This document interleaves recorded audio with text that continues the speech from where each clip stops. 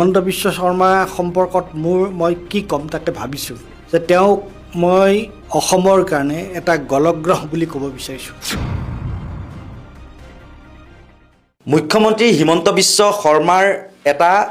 ৰাষ্ট্ৰীয় পৰ্যায়ৰ সংবাদ মাধ্যম ABP নিউজত সাক্ষাৎকাৰত কিছুমান কথা আৰু সেই কথাক লৈ পেলাই আচম্বিত হৈ পৰিছিল যিগৰাকী মহিলা এংকৰে তেওঁৰ ইণ্টাৰভিউ লৈছিল, তেওঁ আচৰিত হৈ পৰিছিল, তেওঁ চকু দাং খাই গৈছিল আৰু লগতে মানে চকুৰ যি চেলাৰী সেয়া কোচ খাই গৈছিল তেওঁৰ কথাৰ উত্তৰ শুনি। তেওঁ এনেকুৱা ধৰণৰ কিছুমান মন্তব্য কৰিলে,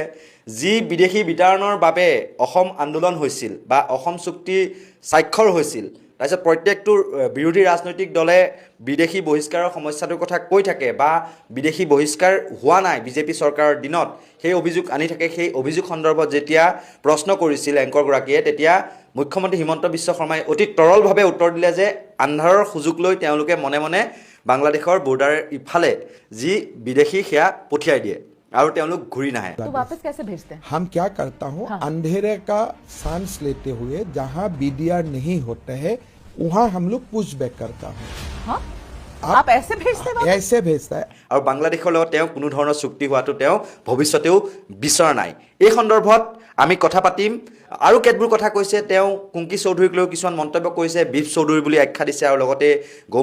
মাংস ভক্ষণ নকৰিবলৈ পৰামৰ্শ দিছে। তেনেকুৱা ধৰণৰ কিছুমান অবাঞ্ছিত কিছুমান কথাৰে মানে যিটো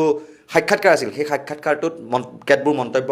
কৰা দেখিবলৈ পোৱা গ'ল হিমন্ত বিশ্ব শৰ্মাই। এই সন্দৰ্ভত আমি কথা পাতিম। আমাৰ সৈতে আছে নৰ্থ ইষ্ট নাওৰ মুখ্য সম্পাদক পৰেশ মালাকাৰ ডাঙৰীয়া, আৰু তেওঁৰ দৃষ্টিভংগীৰে সমগ্ৰ বিষয়টো কিদৰে চাব আমি তেওঁৰ পৰাই পোনপটীয়াকৈ জানিবলৈ চেষ্টা কৰিম। কি ভাবে চাব সমগ্ৰ কথাবোৰ যিবিলাক মানে ক'বলৈ আৰম্ভ কৰিছে হিমন্ত বিশ্ব শৰ্মাই, পূৰ্বৰ পৰাই কৈ আহিছিল বাৰু, কি ক'ব? হিমন্ত বিশ্ব শৰ্মাৰ যিবোৰ মন্তব্য কৰি আহিছে যোৱা সময়ছোৱাত, মানে হিমন্ত বিশ্ব শৰ্মা সম্পৰ্কত মই কি ক'ম তাকে ভাবিছোঁ যে তেওঁক মই অসমৰ কাৰণে এটা গলগ্ৰহ বুলি ক'ব বিচাৰিছোঁ। গলগ্ৰহ মানে ভিতৰলৈও নাযায়, বাহিৰলৈ ওলাই নাহে, গতিকে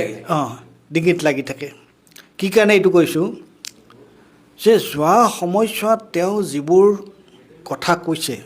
বিভিন্ন বিষয়ত তেওঁ যিবোৰ মন্তব্য দিছে, সেই মন্তব্যবোৰ মুখ্যমন্ত্ৰীৰ কথা বাদি দিয়া, এজন মুখ্যমন্ত্ৰী বা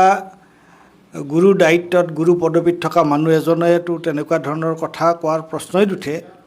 আনকি যিকোনো এজন সাধাৰণ মানুহ, যাৰ অতি সাধাৰণ মানুহ অথচ যাৰ জ্ঞান বুদ্ধি আছে, সাধাৰণ ব্যক্তিৰা, সেই তেনেকুৱা মানুহে এইবোৰ কথা নকয়। আৰু অসমৰ মুখ্যমন্ত্ৰী হিমন্ত বিশ্ব শৰ্মাই যিবোৰ কথা কৈ আছে, আৰু আমাক আচলতে মানে এইবিলাকৰ সীমাটো কেতিয়াবাই অতিক্ৰম কৰি গ'ল। মুখ্যমন্ত্ৰী এজনে কি ক'ব লাগে, কি ক'ব নালাগে, সেই সীমাটো হিমন্ত বিশ্ব শৰ্মাই কেতিয়াবাই অতিক্ৰম কৰি গৈছে। গতিকে Himanta Biswa Sarma, particularly his utterances have become a problem. Himanta বিশ্বৰ যে বিভিন্ন বিষয়ত যিবোৰ কথা কয় নহয়, সেইবোৰ এতিয়া অসমৰ ৰাইজৰ কাৰণে, অসমৰ মানুহৰ কাৰণে এটা ডাঙৰ সমস্যা। আৰু এফালৰ পৰা হিমন্ত বিশ্ব শৰ্মাই অসমতে নহয়, সমগ্ৰ ভাৰতবৰ্ষতে হিমন্ত বিশ্ব শৰ্মাই নিজকে এটা হাঁহিয়াতৰ পাত্ৰ বুলি পৰিচয় দিছে। যোৱা সময়ছোৱাত সামাজিক মাধ্যমত কোনে কিমান কি কথা কৈ হিমন্ত বিশ্ব শৰ্মাক ইটিকিং কৰিছে। এজন মুখ্যমন্ত্ৰীক লৈ, ইয়াৰ আগতে এজন মুখ্যমন্ত্ৰীক লৈ কোনেও এনেকুৱা ধৰণৰ ঠাট্টা মস্কৰা ইটিকিং কৰা নাছিল। হিমন্ত বিশ্ব শৰ্মাক লৈ যি ধৰণে কৰা হৈছে, আৰু মানুহে এইটো কৰাৰ সুযোগটো কোনে দিছে? তেওঁ নিজে দিছে। তেওঁ যি পায় তাকে কৈ তেওঁ এই ধৰণৰ সেৱা দিছে যে এজন তেনেকুৱা ধৰণৰ মুখ্যমন্ত্ৰীৰ পদত থকা মানুহ এজনে কি ক'ব লাগে, কি ক'ব নালাগে, সেই হিতাহিত জ্ঞান যেন এতিয়া হিমন্ত বিশ্ব শৰ্মাই হেৰুৱাই পেলাইছে। এতিয়া এই এটা কথা যে বিদেশী বহিষ্কাৰৰ কথাক লৈ এই ধৰণৰ কথা যে কৈছে, তেওঁৰ এই মন্তব্যটোৰ দ্বাৰা তেওঁ কি বুজাব বিচাৰিছে তেওঁৰ এই মন্তব্যটোৰ দ্বাৰা দুটা কথা তেওঁ কৰিছে এটা হৈছে বিজেপি বিৰোধী যিসকল আছে তেওঁলোকৰ কথাটো বাদি দিয়া তেওঁলোকেতো হিমন্ত বিশ্বক সমালোচনাৰ চকুৰে চায় কিন্তু যিসকল বিজেপিৰ সমৰ্থক তেওঁলোকে এই বিষয়টোক লৈ কি প্ৰতিক্ৰিয়া কৰিব এক আৰু দুই নম্বৰ কথা যে বিজেপিৰ ৰাষ্ট্ৰীয় পৰ্যায়ৰ যিসকল নেতা আৰু বিশেষকৈ প্ৰধানমন্ত্ৰী গৃহমন্ত্ৰী তেওঁলোকে এই কথাটো যে তেওঁ যে ক'লে যে ৰাতিৰ আন্ধাৰত তেওঁ মনে মনে বিদেশীক পঠিয়াই দিয়ে তে এই কথাটোৰ সন্দৰ্ভত আমিতো জানিব লাগে আচলতে গৃহমন্ত্ৰী স্বয়ং অমিত শ্বাহ আৰু প্ৰধানমন্ত্ৰী নৰেন্দ্ৰ মোদী ডাঙৰীয়াই তেওঁলোকে এই সন্দৰ্ভত নিজৰ মতামত জনাব লাগে যে সঁচা সঁচিকৈ হিমন্ত বিশ্ব শৰ্মাক তেওঁলোকৰ এজন মুখ্যমন্ত্ৰী তেওঁ যিবোৰ কথা কৈছে সেইবোৰ কথাৰ লগত তেওঁলোকে একমত নেকি আৰু যদি তেওঁলোক একমত তেতিয়াহ'লে এইখন কি ধৰণৰ চৰকাৰ চলিছে কি হৈছে গতিকে মোৰ প্ৰথম প্ৰতিক্ৰিয়া হৈছে যে হিমন্ত বিশ্ব শৰ্মাই আজি বহুদিনৰ পৰাই তেওঁ লাগ বন্ধ নোহোৱা কথা কৈ আহিছে আৰু শেহতীয়াভাৱে ইয়াৰ মাত্ৰা যেন মানে সকলো মাত্ৰা যেন চেৰাই গৈছে মোৰ তেনেকুৱা লাগিছে আৰু সেইকাৰণেই তেওঁক মানে সকলোৱে মই দেখিছোঁ সকলোৱে বুলি ক'লেও ভুল কথা হ'ব মানে অজস্ৰ লোকে বহুতেই তেওঁক সামাজিক মাধ্যমত তেওঁক মানে হাঁহিহাতৰ পাত্ৰ কৰিছে তেওঁক লৈ ঠাট্টা মস্কৰা ইটিকিং কৰিছে যে এজন মুখ্যমন্ত্ৰীৰ বিষয়ে যদি এনেকুৱা ধৰণৰ কথা কোৱা হয় আৰু মই ভাবি নাপাওঁ যে তেওঁৰ ঘৰৰ পৰিয়ালৰ যিসকল লোক আছে তেওঁলোকে যদি এইবিলাক দেখিছে বা তেওঁৰ ঘনিষ্ঠ বন্ধু বান্ধৱসকলে এইবোৰ নিশ্চয় দেখিছে তেওঁলোকে তেওঁক কি দিহা পৰামৰ্শ দিয়ে মই বুজি নাপাওঁ কিন্তু হিমন্ত বিশ্ব শৰ্মা আমাৰ কাৰণে অসমৰ এতিয়া এই মুহূৰ্তত তেওঁ আমাৰ লজ্জা মই সেইটোৱে কৈছোঁ মই এইখিনিতে আৰু এটা কথা সুধিব বিচাৰিছোঁ দুখন দেশৰ মাজত চুক্তি নহ'লে বা আলোচনাত নবহিলে দুইখন দেশৰ চৰকাৰ এনেকৈ বিদেশী বহিষ্কাৰ কৰা বা প্ৰত্যাৱৰ্তন কৰাটো সম্ভৱনে ৰাতিৰ আন্ধাৰৰ সুযোগ লৈ কেনেকুৱা এক তল সেই প্ৰসংগত কি ক'ব এইটো সম্ভৱেই নহয় এনেকুৱা এই ধৰণে পুছবেক এনেকুৱাকৈ মানুহক এইটো কোনে 6 বছৰীয়া অসম আন্দোলন হ'ল এইটো সম্ভৱ নহয় এইটো কোনো আন্তৰ্জাতিক যে আইন কানুনে এই কথাটো তোমাৰ সমৰ্থন নকৰে এইটো এটা অদ্ভুত ধৰণৰ ব্যাখ্যা আৰু এটা কথা তেওঁ ইণ্টাৰভিউৰ মাজতে ক'লে যে ৰাহুল গান্ধী পাগল ফুল পাগল বুলি কৈছে আৰু ChatGPT চালেও তাৰমানে সেইটো দেখা পোৱা যাব বুলি কৈছে এজন মুখ্যমন্ত্ৰী পদত অধিষ্ঠিত ব্যক্তি আৰু এজন ৰাষ্ট্ৰীয় পৰ্যায়ৰ বিৰোধী দলৰ দলপতিক এনেকুৱা ধৰণৰ অপমান কি ক'ব সমগ্ৰ বিষয় নাই কম আৰু কি ক'ব লগা একোৱে নাই কিয়নো মই আগতেই ক'লোঁ যে তেওঁ মানে বিপক্ষৰ মানুহ বিৰোধীৰ নেতাসকল বা ভাৰতীয় জনতা পাৰ্টীৰ লগত একমত নোহোৱা যিসকল লোক তেওঁলোকৰ প্ৰতি তেওঁ কেতিয়া কি কয় কি শব্দ ব্যৱহাৰ কৰে তাৰ কোনো ঠিকনা নাই কিন্তু প্ৰশ্নটো হয় কি যে মই কি শব্দ ব্যৱহাৰ কৰিছোঁ তাৰ দ্বাৰা মোৰো এটা পৰিচয় পোৱা যায় গতিকে হিমন্ত বিশ্ব শৰ্মাই এতিয়া যিবোৰ কথা কৈ আছে তেওঁ কাৰ বিষয়ে কৈছে কাৰ বিৰুদ্ধে কৈছে সেইটোতকৈ ডাঙৰ কথা হৈছে যে তেওঁ যিবোৰ কথা কৈছে সেই কথাবোৰে তেওঁৰ পৰিচয়টোহে তেওঁৰ প্ৰকৃত স্বৰূপটোহে ৰাইজৰ আগত দাঙি ধৰিছে ৰাইজৰ আগত উদঙাই দিছে গতিকে তেওঁ মানুহ এজনে কি কয় মানুহ এজনে তেওঁৰ কথা বতৰা মন্তব্য সেইটোৰ দ্বাৰা মানুহজনৰ ব্যক্তিত্বৰ এটা পৰিচয় পায় তাত মানুহজনৰ ব্যক্তিত্বৰ এটা পৰিচয় পোৱা যায় তে হিমন্ত বিশ্ব শৰ্মাৰ কথা বতৰাত আমি হিমন্ত বিশ্বৰ ব্যক্তিত্বৰ পৰিচয় এটাও ফুটি উঠিছে আৰু সেই ফুটি উঠাৰ কাৰণে মই আগতে কৈছিলোঁ যে তেওঁ কেনেকুৱাকৈ এটা সকলোৰে আগত তেওঁ এটা মানে ইটিকিঙৰ এটা ঠাট্টা মস্কৰাৰ তেওঁ এটা পাত্ৰ হৈ মানে হিমন্ত বিশ্ব শৰ্মাৰ ক্ষেত্ৰত যিখিনি আচৰণ আপুনি দেখা পাই আছে আপোনাৰ দৃষ্টিত মই সুধিছোঁ আপোনাৰ দৃষ্টিভংগীয়ে ৰাহুল গান্ধীৰ ক্ষেত্ৰত সেইখিনি আপুনি দেখা পায়নে আপুনি কি ভাবে বিশ্লেষণ নহয়, ৰাহুল গান্ধীৰ প্ৰশ্নটো হৈছে মই এইটো এনেকুৱা নহয় কথাটো যে ৰাহুল গান্ধীয়ে যি কৈছে সেই সকলো কথাবিলাক মই সমৰ্থন কৰিম সেইটোত কোনো এজন মানুহৰ প্ৰত্যেকজন মানুহৰে কিবা তোমাৰ তেনেকুৱা ধৰণৰ কথাটো নহয় কিন্তু প্ৰশ্নটো হৈছে ৰাহুল গান্ধীয়ে যিবোৰ কথা কৈছে ৰাহুল গান্ধীৰ কথাত যুক্তি আছে নে নাই ৰাহুল গান্ধীয়ে এনেকুৱা ধৰণৰ অদ্ভুত কথা আমি কোৱা দেখিছোঁ নেকি কেতিয়াবা ৰাহুল গান্ধীয়েতো তেনেকুৱা ধৰণৰ অদ্ভুত কথা কোৱা দেখা নাই হয় ৰাহুল গান্ধীয়ে বৰ্তমান চৰকাৰৰ বিৰোধিতা কৰিছে আৰু বিৰোধিতা কৰি তেওঁ যুক্তিসংগতভাৱে সকলো শালীনতা বজাই ৰাখি তেওঁলোকৰ বিষয়ে মন্তব্য প্ৰকাশ কৰিছে তাত হিমন্ত বিশ্ব আৰু ৰাহুল গান্ধীৰ এই ক্ষেত্ৰত কোনো তুলনাই নহয় একেবাৰে শেষত সুধিছোঁ যিটো কথা আলোচনা চলি আছিল পত্নীৰ 52,000 কোটি টকাৰ যি 58,000 কোটি টকাৰ যি সম্পত্তিৰ কথা চলি আছিল আৰৱ দেশত বা আমেৰিকাত সেই প্ৰসংগটো কিন্তু প্ৰশ্ন কৰিছিল মহিলা এংকৰগৰাকীয়ে আৰু কৈছিল যে বিজেপিৰ কোনেও দেখোন আপোনাৰ হৈ মাত মতা নাই বা আগতে আইটি চেল ইমান সক্ৰিয় হয় এই কথাটোত কিন্তু কোনো ধৰণৰ মাত মতা নাই তেতিয়া কিন্তু তেওঁৰ উত্তৰ আছিল অতি স্বাভাৱিক যে তেওঁৱে বোলে বন্ধ কৰি দিছে প্ৰকৃতাৰ্থত কথাটো সেইটো হয়নে নে বিজেপি দলটোৱে তাৰমানে আঁতৰি ফুৰিব বিচাৰিছে সেই বিতৰ্কৰ পৰা নহয় তেওঁৱে বন্ধ কৰি দিছে বুলি ক'লে আমি কেনেকৈ মানি ল'ম সেইটোতো মানি ল'ব নোৱাৰোঁ যে তেওঁৰ এইটো এতিয়া তেওঁ সেই কথাটো নকৈ তেওঁ ক'ব কি আজি পৱন খেৰাই হিমন্ত বিশ্ব শৰ্মাৰ বিৰুদ্ধে অভিযোগ আনিলে আৰু কংগ্ৰেছৰ সকলোৱে কিন্তু পৱন খেৰাৰ প্ৰায় আটাইবোৰে পৱন খেৰাৰ লগত থিয় হৈছে বা পৱন খেৰাক তেওঁলোকে সমৰ্থন কৰিছে আৰু হিমন্ত বিশ্ব শৰ্মাই পৱন খেৰাৰ অভিযোগ সম্পৰ্কে যি ধৰণে প্ৰতিক্ৰিয়া প্ৰকাশ কৰিছে তাত কিন্তু হিমন্ত বিশ্ব শৰ্মাক ভাৰতীয় জনতা পাৰ্টীৰ কোনেও সমৰ্থন কৰা নাই গতিকে তাৰমানে ভাৰতীয় জনতা পাৰ্টীৰ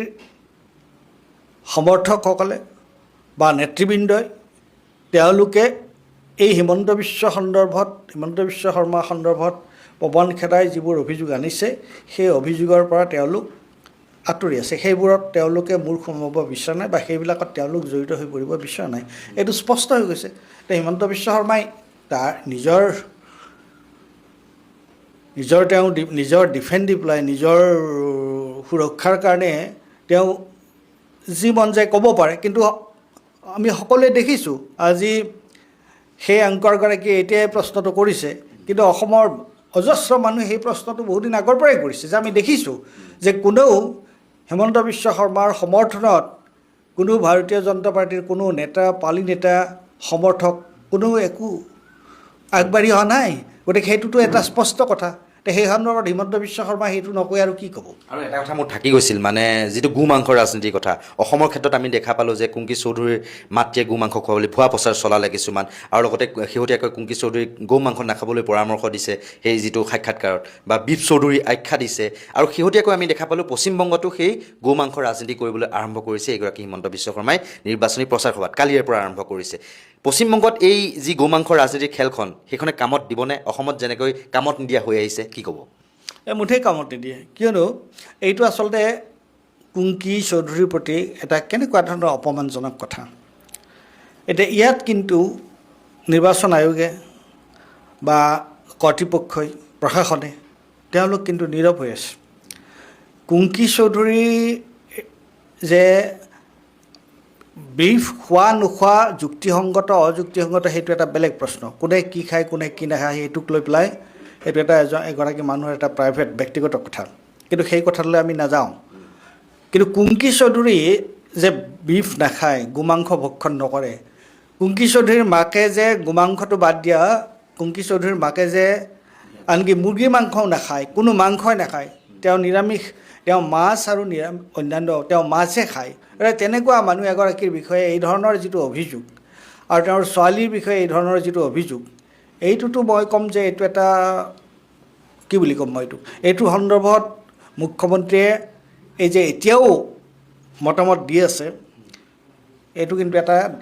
নেকি প্ৰলাপ বুলি ক'ব প্ৰলাপ নহয় এইটো এটা অপৰাধ প্ৰলাপ বুলিয়ে নহয় এইটো এটা অপৰাধ কিয়নো আজি এজন মানুহে যিটো কাম নকৰে কৰা নাই আৰু তাৰ সেই সন্দৰ্ভত তাৰ কোনো তথ্য প্ৰমাণ নাই তেনেকুৱাকৈ এটা কথা মানুহে এবাৰ অস্বীকাৰ কৰাৰ পিছত এটা স্পষ্টীকৰণ দিয়াৰ পিছতো যদি সেই কথাটো কৈ আছে সেইটো তেনেহ'লে কি হ'ল এইটো এটা মহিলা আয়োগৰটো কাষ চাপিছে এইটো এটা অপৰাধ গতিকে মই ভাবোঁ সেই কথাটো সেইকাৰণে মই আনিছোঁ যে নিৰ্বাচন আয়োগ আৰু প্ৰশাসনে এই সন্দৰ্ভত তেওঁলোক কিয় নীৰৱ হৈ আছে তেওঁলোকে ব্যৱস্থা ল'ব লাগে যে অসম পুলিচে যে প্ৰৱণ খেৰাৰ বিৰুদ্ধে তেওঁলোকে প্ৰৱণ খেৰাক বিচাৰি গ'ল তাৰপিছত প্ৰৱণ খেৰাৰ বিৰুদ্ধে তেওঁলোকে তেলেংগানা হাইকোৰ্টে এইটো এটা অৰ্ডাৰ দিয়াৰ পিছত জামিনৰ অৰ্ডাৰ দিয়াৰ পিছত আগতীয়া জামিন মঞ্জুৰ কৰাৰ পিছত এতিয়া তেওঁলোকে উচ্চতম ন্যায়ালয়ত তেওঁলোকে আকৌ তাৰ বিৰুদ্ধে তেওঁলোকে এপিল কৰিছে কিন্তু তেওঁলোকে এই কুংকি চৌধুৰীৰ ক্ষেত্ৰত তাৰ কোনো সত্যতা নোহোৱাকৈ কোনো ধৰণৰ প্ৰমাণ নোহোৱাকৈ যে মুখ্যমন্ত্ৰী এই ধৰণৰ কথা কৈ আছে বাৰম্বাৰ কৈ আছে তেওঁলোকে তেওঁৰ বিৰুদ্ধে কি ব্যৱস্থা লৈছে তেওঁৰ বিৰুদ্ধে ব্যৱস্থা ল'ব লাগেহে মোৰ ওপৰত মই আকৌ কওঁ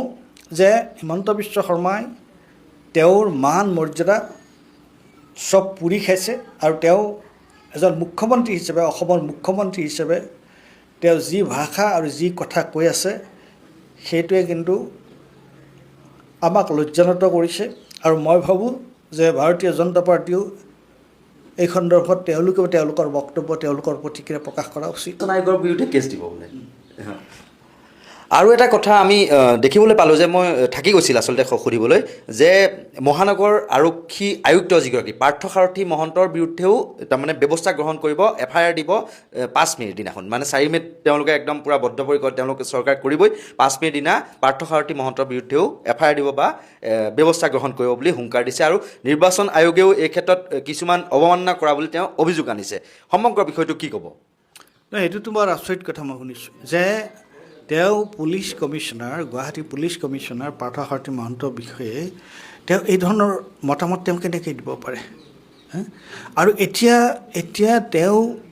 মুখ্যমন্ত্ৰী হিমন্ত বিশ্ব শৰ্মা এতিয়া তেওঁ নামতহে মুখ্যমন্ত্ৰী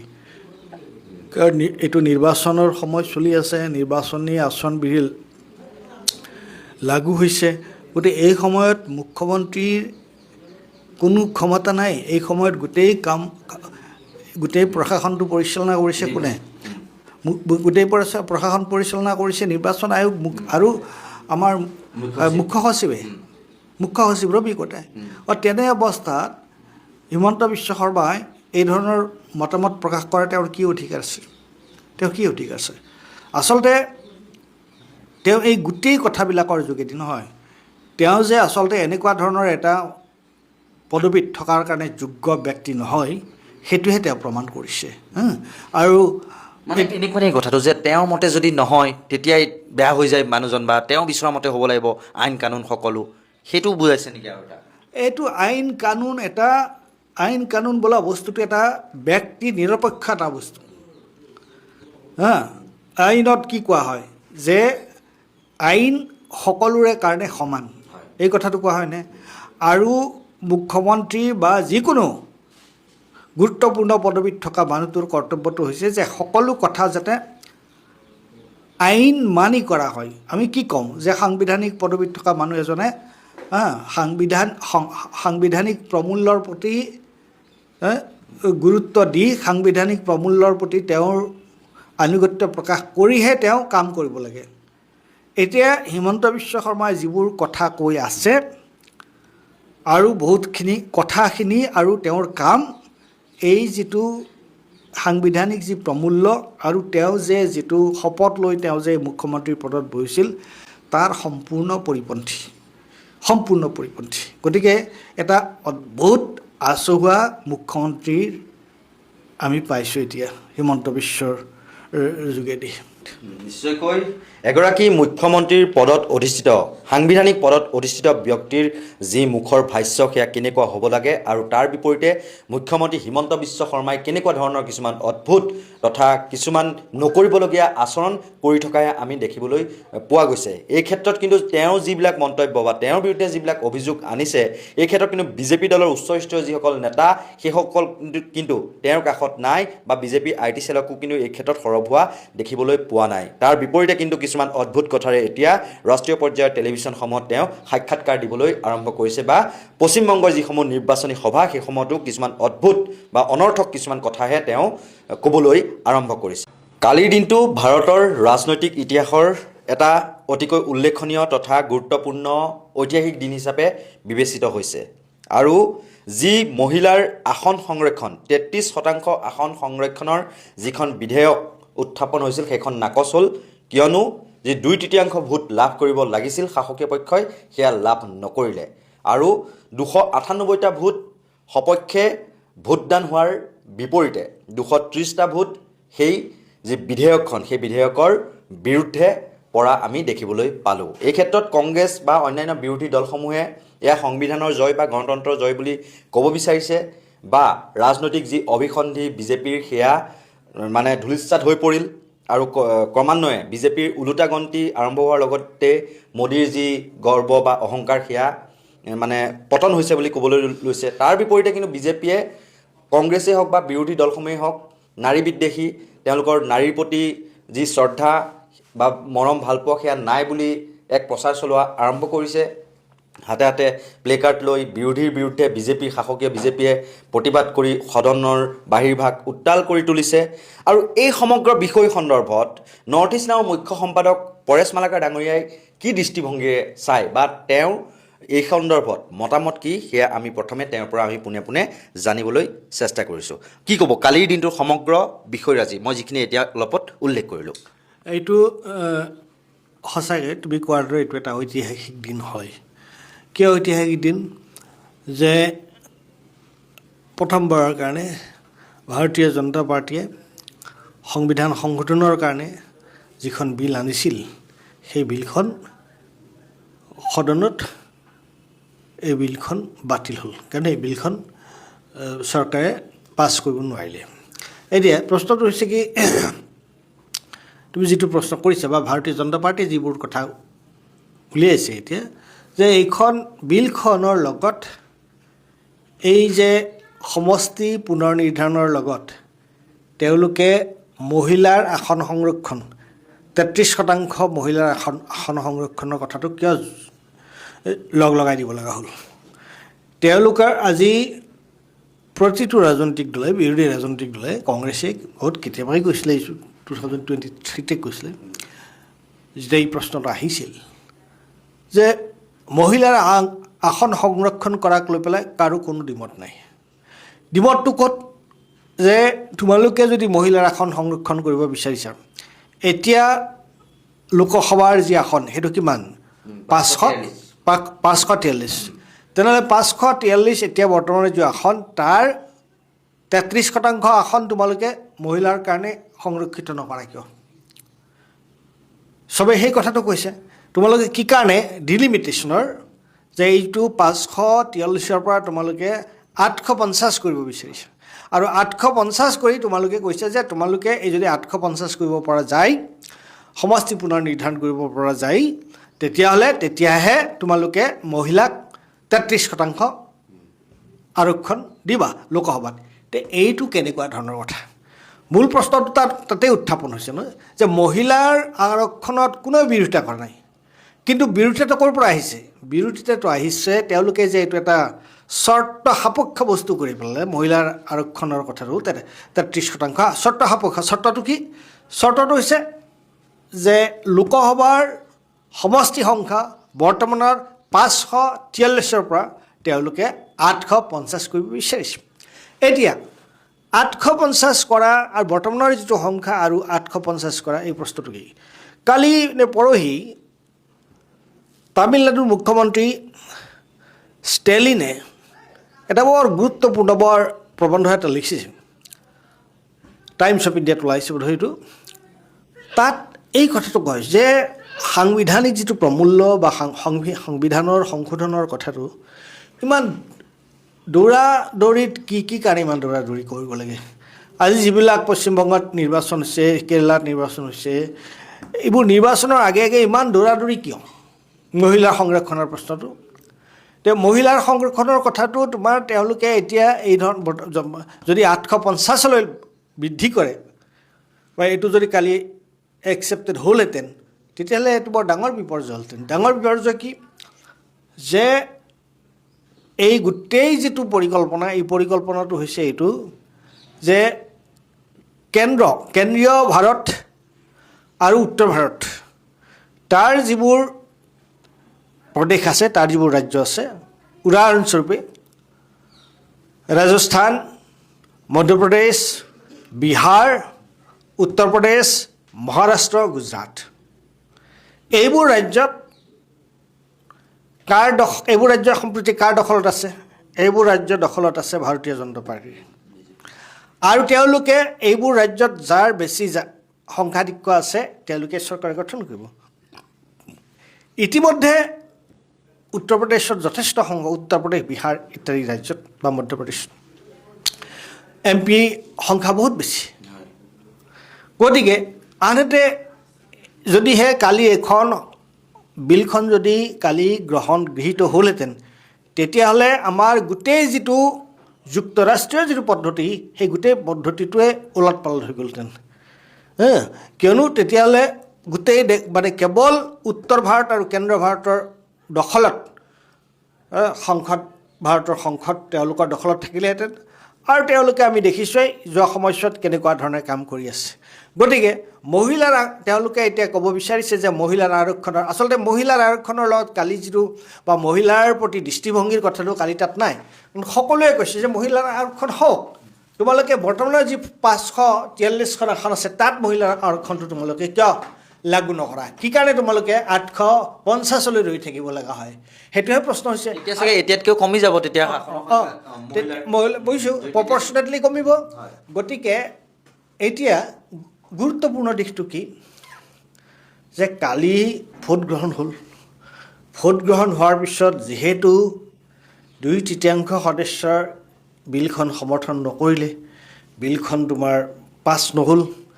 এইটো কি হ'ল? এইটো হ'ল যে আমি যে কৈ থাকোঁ যে আইনৰ শাসন বোলা বস্তুটো, এইটোৱে হৈছে কালি যিটো ঘটনা সংসদত হ'ল সেইটো হ'ল আইনৰ শাসনৰ জয়, সাংবিধানিক প্ৰমূল্যৰ জয়, সাংবিধানিক যি মতাদৰ্শ, সাংবিধানিক যি আদৰ্শ তাৰ জয়। কালি ওম বিৰলাই এই কথাটো ক'ব নোৱাৰিলে যে নাই বিলখন পাছ হ'ল। কি কাৰণে? যে তাত 2/3 সদস্যই ইয়াত মঞ্জুৰি নিদিলে। গতিকে বিজেপিয়ে যিমানেই যি নকওক কিয় এই কালিৰ বিলখন প্ৰতিহত কৰাটো, বিৰোধীয়ে যে প্ৰতিহত কৰিব পাৰিলে, এইটো বিৰোধীৰ কাৰণে এটা বৰ ডাঙৰ, মই ক'ম যে ঐতিহাসিক এটা দিন তেওঁলোকৰ কাৰণে, আৰু বিৰোধীৰ কাৰণে এইটো এটা বৰ ডাঙৰ জয়, আৰু বিজেপিৰ কাৰণে এইটো এটা পৰাজয়। আৰু তেওঁলোকে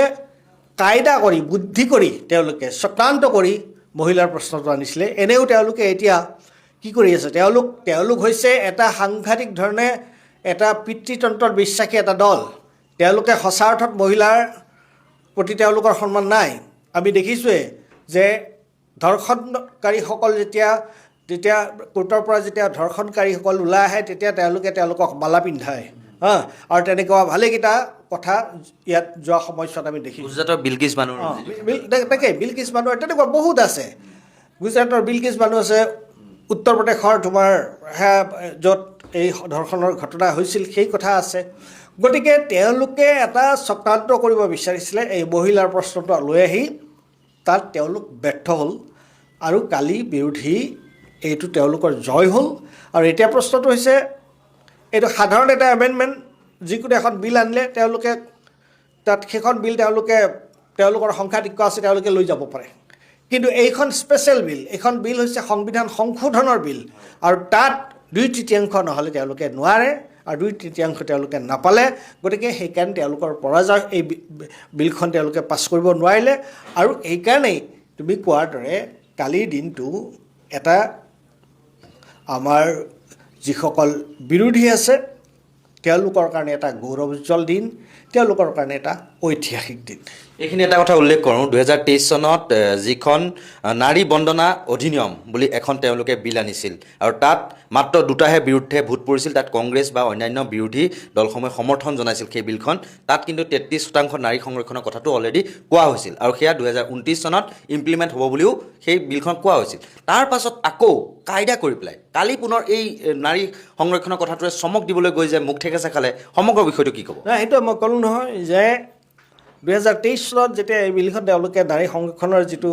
বিধানসভা লোকসভাত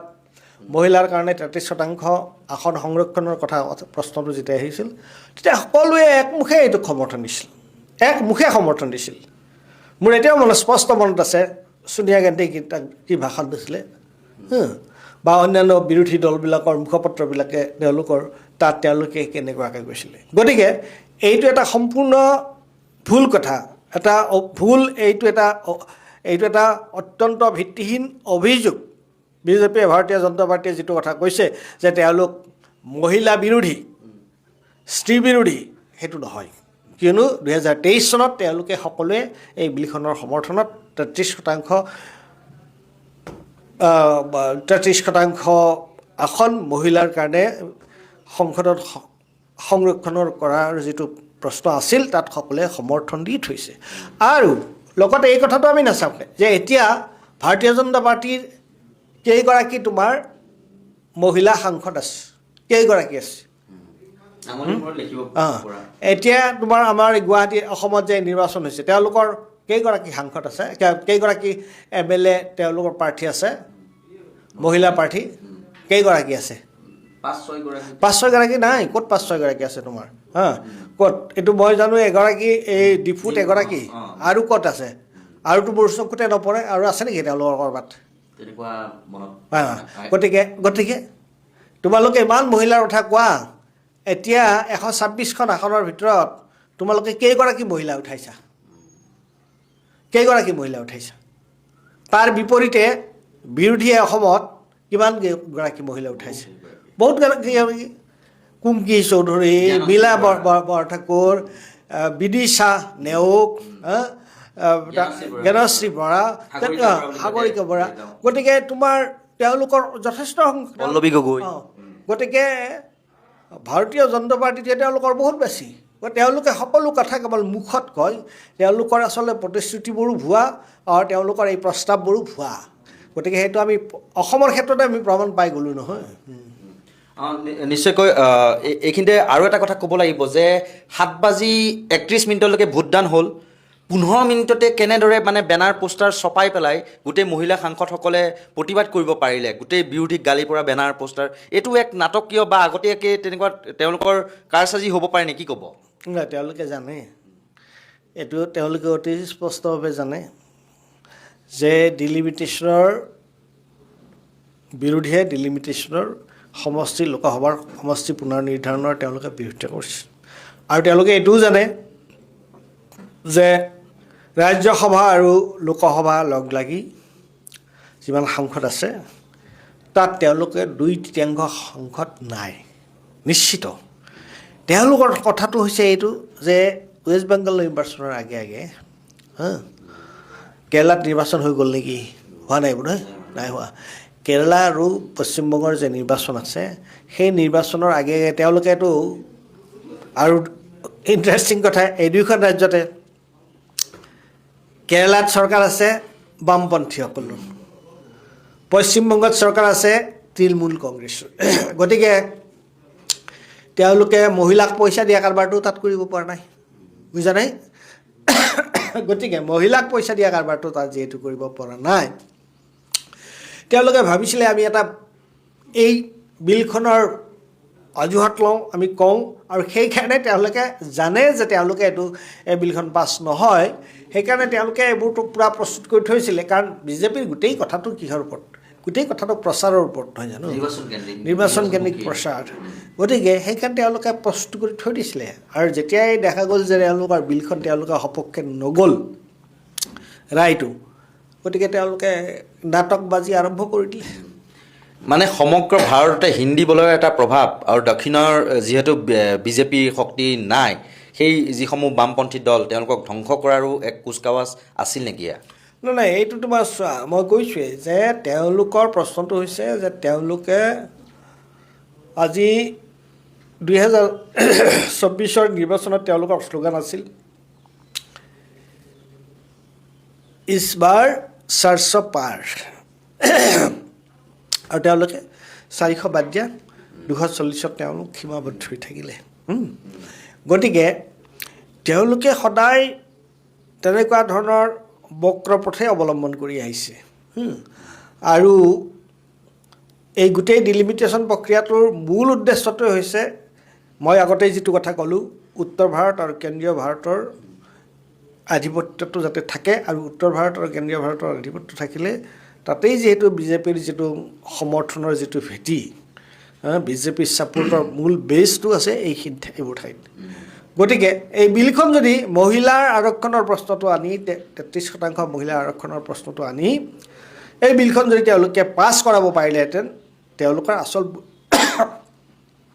কথাটো আছিল সেইটোৱে, উদ্দেশ্যটো আছিল সেইটোৱে। কিন্তু সফল নহ'ল, আৰু সফল নোহোৱাটো আমাৰ ভাৰতবৰ্ষৰ গণতন্ত্ৰৰ কাৰণে আৰু বিশেষকৈ যুক্তৰাষ্ট্ৰীয় যিটো পদ্ধতি বা যুক্তৰাষ্ট্ৰীয় যিটো আদৰ্শ, তাৰ কাৰণে এক বিজয় বুলি মই ক'ম। নিশ্চয়কৈ যিহেতু বিজেপিয়ে এতিয়া মানে এক নাটকবাজি কৰিবলৈ আৰম্ভ কৰিছে, কংগ্ৰেছ বা বিৰোধীক মহিলা বিদ্বেষী বুলি ক'বলৈ আৰম্ভ কৰিছে, কিন্তু যদি পৰেশ মালাকাৰ ডাঙৰীয়াই উল্লেখ কৰাৰ লেখীয়াকৈ অসমৰ যদি বিধানসভা নিৰ্বাচনৰ যদি প্ৰেক্ষাপটত চাওঁ, আঙুলি মূৰতো গন্তি কৰিব নালাগে, এগৰাকী বা দুগৰাকী ক'ৰবাত তেওঁলোকে প্ৰাৰ্থিত্ব থিয় কৰাইছে বিজেপিয়ে। তাৰ বিপৰীতে যদি আমি কংগ্ৰেছৰ ফাললৈ চাওঁ বা বিৰোধী শিবিৰৰ ফাললৈ চাওঁ, সেয়া লাগিলে মধ্য গুৱাহাটী সমষ্টিৰ কুংকি চৌধুৰীয়ে হওক, লাগিলে মৰিয়নি সমষ্টিৰ ডক্টৰ জ্ঞানশ্ৰী বৰাই হওক, বা দেৰগাঁও সমষ্টিৰ সাগৰিকা বৰাই হওক, বা দিছপুৰ সমষ্টিৰ মীৰা বৰঠাকুৰে হওক, বা টিয়ক সমষ্টিৰ পল্লৱী গগৈয়ে হওক, এনেকুৱা ধৰণৰ বহু মহিলা প্ৰাৰ্থীক তেওঁলোকে কিন্তু অগ্ৰাধিকাৰ দিয়া আমি দেখিবলৈ পাইছোঁ। আৰু এনে ক্ষেত্ৰত কেৱল আৰু কেৱল হিন্দী বলৰ যিটো আধিপত্য, সেয়া সমগ্ৰ ভাৰত বা লোকসভাত বিস্তাৰ কৰিবৰ বাবে তেওঁলোকে চল চক্ৰান্ত কৰি এনেকুৱা ধৰণৰ সমষ্টি পুনৰ নিৰ্ধাৰণৰ লগত নাৰীৰ যি 33% যি আসনৰ সংৰক্ষণ, মহিলাৰ 33% আসনৰ সংৰক্ষণৰ বিষয়টো সংলগ্ন কৰি তেওঁলোকে নিজৰ প্ৰভুত্ব বিস্তাৰৰ বাবে চেষ্টা চলাইছিল, বা ভৱিষ্যতেও যাতে তেওঁলোকৰ ভেটি যাতে সুদৃঢ় হৈ থাকে। কিন্তু সেই যি তেওঁলোকৰ কুটকৌশল বা যি ৰাজনৈতিক অভিসন্ধি, সেয়া কিন্তু বিৰোধীৰ যি সবল বিৰোধীৰ গণতান্ত্ৰিক প্ৰক্ৰিয়াৰ মাজেৰে যি সংবিধান ৰক্ষাৰ যিখন যুঁজ বিৰোধীয়ে কৰিলে, সেই ক্ষেত্ৰত কিন্তু ধূলিসাৎ হৈ পৰিল বিজেপিৰ যি ৰণকৌশল বা ৰাজনৈতিক অভিসন্ধি। ধন্যবাদ।